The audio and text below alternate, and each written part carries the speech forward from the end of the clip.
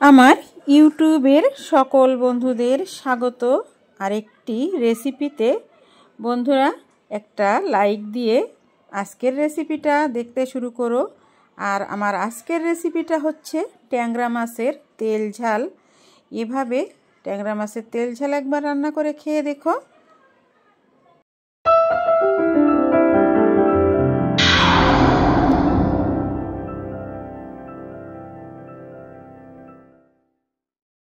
আসসালামু আলাইকুম বন্ধুরা, চলে এলাম মূল রেসিপিতে।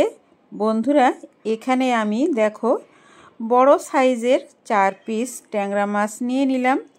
আর মাছগুলোকে সুন্দর করে ঘষে মেজে ধুয়ে সাদা ফকফকা করে নিছি। এখন চলে যাবো রান্নাতে।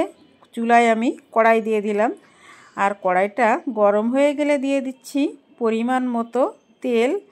পরিমাণ মতো তেলটা দিয়ে তারপরে তেলটা একটু গরম হয়ে গেলে এখানে আমি দিয়ে দিচ্ছি প্রয়োজন মতো পেঁয়াজ কুচি। এখন পেঁয়াজ কুচিগুলো বেশ একটু বাদামি করে ভেজে নেব। আমি সব সময়ই কিন্তু তাই করি, মশলা কষায় যে রান্নাগুলো করি সেই রান্নাগুলোতে। তো এখন দিয়ে দিলাম, প্রথমেই দেওয়া উচিত ছিল এইটা, আমি মাঝে মাঝে ভুলে যাই, কিছু গোটা জিরে এখানে দিয়ে দিলাম। তো এই ফোড়নটা কিন্তু আগেই দিতে হয়, কিন্তু দিয়ে ফেলছি আমি পেঁয়াজ। যাই হোক, তেলটা গরম হলে জিরাগুলো ভাজা ঘ্রাণ বের হয়ে যাবে। এই জিরাটা দেওয়ার কারণ হচ্ছে একটা সুন্দর ভাজা ঘ্রাণ আসে, ফ্লেভারটা অনেক ভালো হয়। এখন হচ্ছে নেড়ে নেড়ে পেঁয়াজগুলোকে লালচে করে নেব, একটু বাদামি করে নেব। তারপর এখানে আমি মশলা দিয়ে দেব। তো পেঁয়াজগুলো কিন্তু বাদামি হয়ে গেছে। প্রথমেই দিয়ে দিলাম বন্ধুরা আমি জিরা বাটা,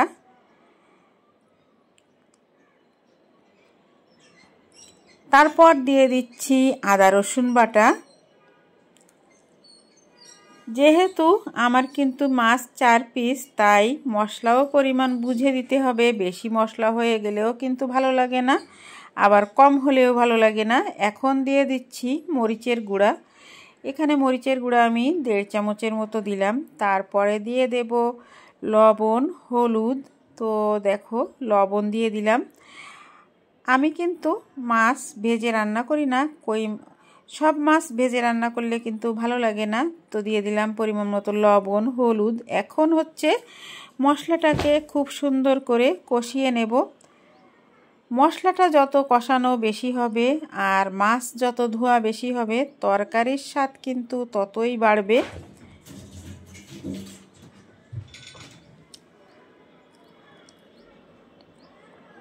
তো মানে সামনে থেকে যতটা মশলা কষানো দেখানো হয়, অফ ক্যামেরাতে কিন্তু তার থেকে বেশি কষানো হয়। এখন আমি মশলা কষানো হয়ে গেল, আর এখন 4 পিস মাছ আমি এখানে দিয়ে বেশ একটু মাছগুলোকে ভালো করে কষিয়ে নেব। আর এই মাছগুলো কিন্তু একেবারে টাটকা ছিল। এখন মাছগুলোকে দিয়ে বেশ ভালো করে নেড়েচেড়ে কষিয়ে নিতে হবে। তো বড় বড় মাছ কষাতে একটু নাড়তে কিন্তু একটু সমস্যাই হবে, আর তার জন্য আমি এখানে একটু পানি দিয়ে দিলাম, যাতে করে মাছটার ভিতরে মশলাগুলো ভালোভাবে ঢুকে যায় তার জন্য। আর নাড়তেও একটু পানি দিলে কিন্তু নাড়তেও সুবিধা হয়, আর কড়াইয়ের গায়ে লেগে যায় না। তোমরা যারা নতুন রাঁধুনি তারা কিন্তু জানো না কিভাবে মাছ নাড়তে হয় বা কিভাবে মাছ কষাতে হয়। তো একটু পানি দিয়ে দিলে দেখবে যে মাছগুলো খুব সুন্দরভাবে নেড়েচেড়ে কষানো যাবে, আর মাছের ভিতরে ঝাল লবণ ঠিক মতো মশলা ঢুকে যাবে। তো তোমরা এইভাবে একটু পানি দিয়ে মাছটা কষিয়ে নেবে, তাহলে দেখবে ভালো কষানো হবে।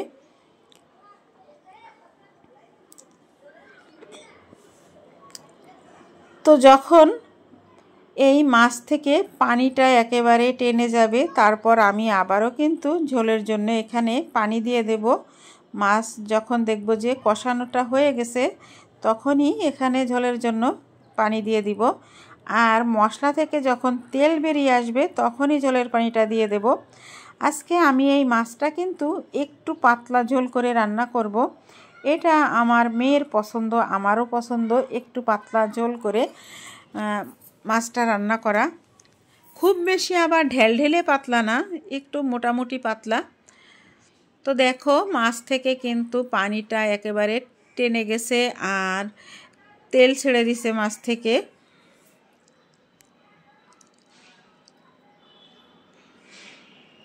এখন আমি দেখো এখানে ঝোলের জন্য পানি দিয়ে দিলাম, আর পানির পরিমাণটা তোমরা দেখতে পাচ্ছ কতটা পানি দিলাম আমি এখানে। তো এই পানিটাও কিন্তু মাছে জাল হয়ে এই পানিটাও কিছুটা টেনে যাবে, এতটাও আমি ঝোল রাখবো না।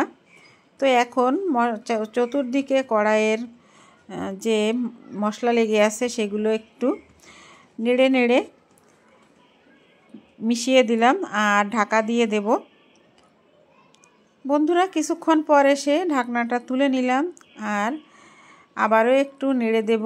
আর এখানে আমি যেহেতু বড় সাইজের ট্যাংরা মাছ, তাই আমি এখানে একটু কয়েকটা গোলমরিচ পানি দিয়ে বেটে দিয়ে দিলাম। এতে একটু ফ্লেভারটা যেমন ভালো আসবে আর একটা ঝাল ঝাল একটা ভাব আসবে, খেতে ভালো লাগবে।